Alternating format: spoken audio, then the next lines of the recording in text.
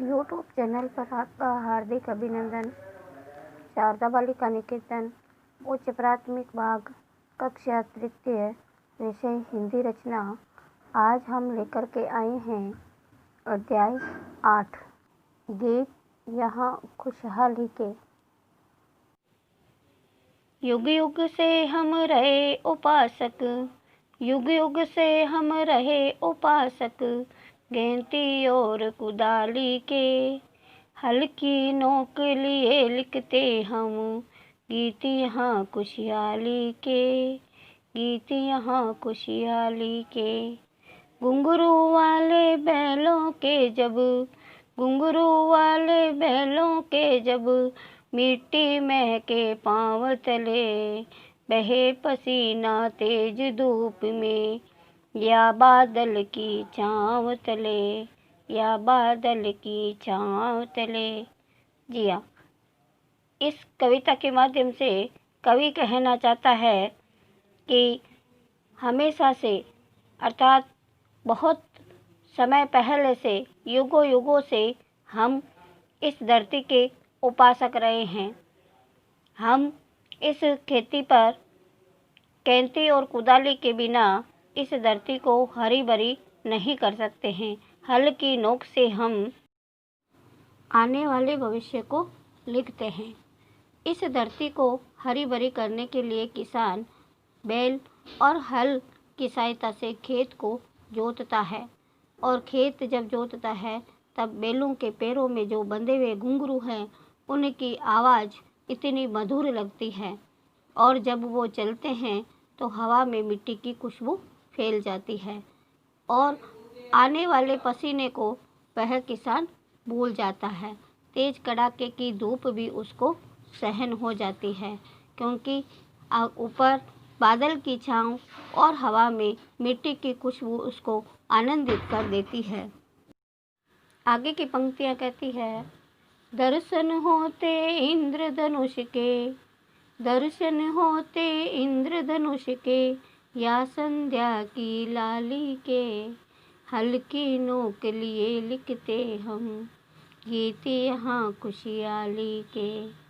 कोयल मोर पपैये गाते, कोयल मोर पपीहे गाते, शाम घटा गहराती है,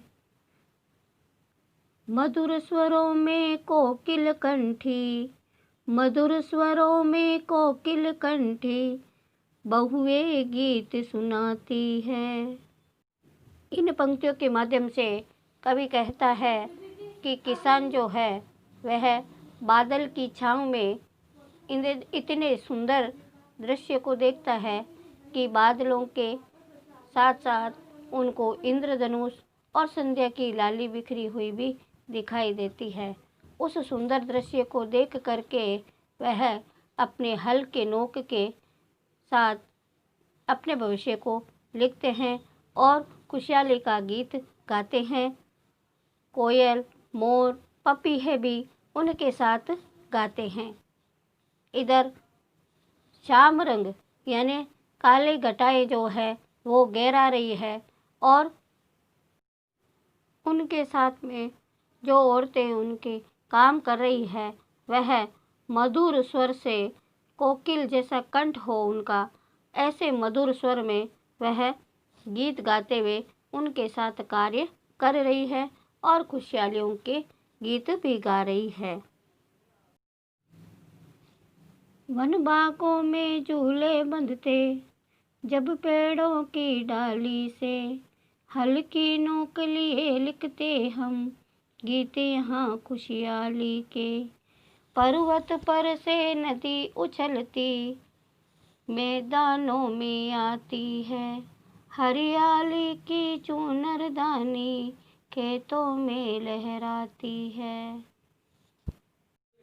यहाँ पर सुंदर उस प्राकृतिक दृश्य का वर्णन करते हुए कवि कहता है कि वन बागों में झूले बांधे गए हैं और औरतें झूला झूल रही है उन पेड़ों की डालियों पर, यानी पेड़ों की डालियों पर झूले लगा करके।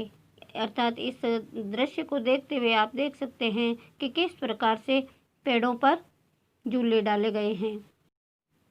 इधर पर्वत से नदी नीचे आती है मैदानों में, तो उस दृश्य को देख करके मन प्रफुल्लित हो जाता है, अर्थात खुश हो जाता है। और हरियाली की जो चुनरी है वह यह धरती ओढ़ी हुई है, यानी खेत जो है वो लहलहा रहे हैं। मोती जैसे दाने हंसते हर गेहूं की बाली के, मोती जैसे दाने हंसते हर गेहूं की बाली के, हल्की नोक लिए लिखते हम गीत यहाँ खुशहाली के, उत्पादन की अलख जगाती फसल सभी जवानों में, फसलें सभी जवानों में, चौपालों पर झांझ मंजीरे बजते नए तरानों में। यहाँ पर जब फसल उग करके तैयार हो जाती है, उस दृश्य को बताया गया है। गेहूं की बलियों में अर्थात सीटे पर गेहूं मोतियों की तरह चमक रहे हैं, और यह जो फसल बहुत ही सुंदर उगी हुई हमें दिखाई दे रही है, वह जवानों के अंदर इतनी खुशियाँ भर देती है, इतनी उन्हें खुशी होती है कि वह आनंद से झूम उठते हैं और झांझ मंजीरों के साथ में वह गाने लगते हैं। गली गली में उत्सव मनते, गली गली में उत्सव मनते, होली और दिवाली के, हल्की नोक लिए लिखते हम गीत यहाँ खुशहाली के, गीत यहाँ खुशहाली के। जी हाँ, खेतों में इस तरह से फसल उगी हुई देख करके किसान के हृदय बहुत ही खुशी से भर जाते हैं, और वह खुशी से झांझ मंजीरे लेकर के वह गाने लगते हैं, उत्सव मनाने लगते हैं। ऐसा लगता है जैसे कि वह होली और दीपावली को मना रहे हों। और इस तरह से किसान हल की नोक से अपने और इस सुंदर भारत के भविष्य को लिखते हैं, और सभी जगह खुशियाँ के गीत गाते हुए खुशियाँ फैलाते हैं। यह था अपना 8वां पाठ, गीत यहाँ खुशहाली के। आइए अब हम करते हैं अभ्यास कार्य में शब्दार्थ। शब्दार्थ में है अपने उपासक अर्थात उपासना या भक्ति करने वाला। गहराना, घुमड़ घुमड़ कर आना। कौन आते हैं घुमड़ घुमड़ कर? बादल। चौपाल, चौपाल का अर्थ होता है बैठक, यानी इस बैठने का स्थान। खुशहाली, सुख समृद्धि का समय। अलग जगाना अर्थात जोश पैदा करना। तराना, गीत की लय। घटा अर्थात बादल।